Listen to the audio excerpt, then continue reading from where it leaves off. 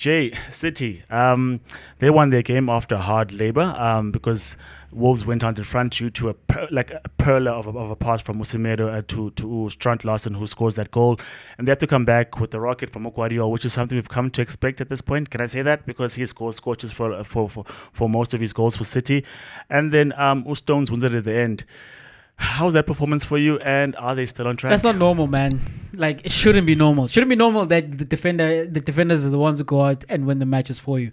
And it speaks of two things, right? It speaks of the struggles in front of goal in terms of those forward positions. As I said, outside of Haaland, those wingers don't look primed to score goals. Yes, Savinho, it looks like a carbon copy of Mahrez, but it's not quite yet Mahrez. Because you knew with Mahrez, you switch it to him, he comes inside, he goes for the top post, top bins, and it's a goal. And then on the other side with Doku, yeah, man, he's just not that guy. I just don't believe in Doku.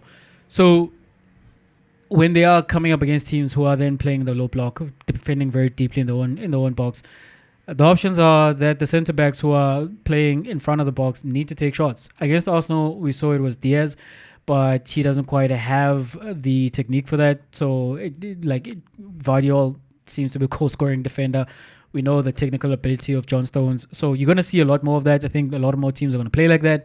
And City are going to find themselves in those positions. I think sometimes City as well, they fall into the trap of just continuously recycling the ball, where at times maybe you need to go to the byline, you need to break into the box, you need to run behind the defense. They've gotten maybe too bogged down to, okay, let's recycle it again, which is then you give the other team a chance to settle in the defensive formation, and now you have the situation where it is the defenders who have to take those shots. The second thing that it continues to prove about Manchester City is that they are mentality monsters. They know how to get results.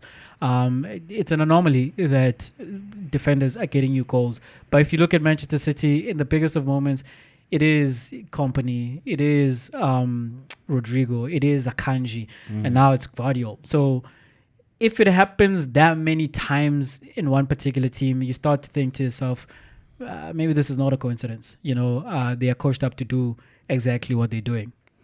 I mean, shout out to Jose Sa. He kept a lot of those shots out. I think if it was a different keeper, maybe they win more comfortably. I think he had a blind over game. Unlikely to be on the losing side of that particular tie. But Jay, with what you're detailing, right, I saw that if City play a team in a low block, that's when you get to see that ball recycle a lot, which means the ball is not coming into the box. There are no crosses for Haaland, because in the low block, Haaland is in amongst all those defenders. He doesn't pull away. He doesn't try to create space in a different area for himself. And so he's nullified, essentially. If you play a low block and you don't play adventurous, because you've seen Haaland's goal a lot of times this season, he's running past people. If you cut that out, then he's not much of a threat. Hence why a lot of us are blanking our FPLs. Thank you so much, Haaland. But Jay, Pep, Foden. Is it not a similar thing? Because he's the guy who does take the onus. Because the Kevin De Bruyne hole is big now, because no one's taking those shots. No one's playing those passes to Haaland because no one's there to do so. Why is Foden being frozen out? Because seemingly, if you're looking for goals and it's hard to crack, don't you have him in the starting 11 at least? Why is he still coming off from the bench? I don't know, Chuck.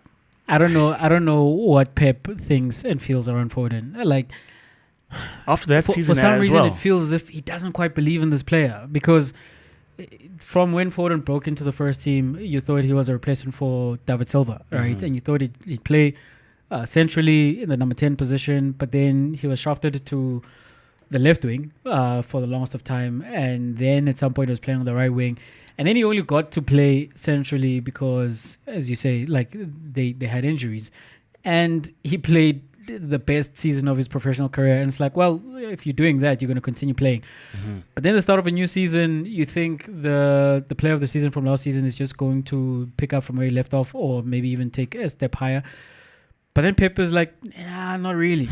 And as I'm saying, it feels as if from when he first arrived, he doesn't quite believe in the player. The occasions where Foden does get an extended run is because his talent is undeniable, and therefore Pep, who is a football man through and through, has no excuses in those moments when he's in that purple patch. But generally, I think all things equal, I don't think this is maybe his favorite player, because it doesn't make sense. For every other team in the league, Foden starts. Yeah, it doesn't make sense when you're looking at the fact that you're trying to get Gundogan to score your goals, Kovacic to score your goals when you've got Foden on the bench. And when we speak about Savinho, we speak about Doku, he's persistent with the guys regardless of what they perform like week in, week out, because Doku will beat his man once, and that's why you get the entire game. Also, Savinho at this point in time, he has the tools, but he's playing a lot of cutbacks, a lot of back passes. He's not getting the job done in terms of going past your man or creating a final product in terms of that pass. So when you've got people who are blank on either width, and then you'll then say, Jack, go on and get a start. Jack is not doing much, you know? So question marks are big and they're large when it comes to Phil Foden and his impact for City, or rather his role at City.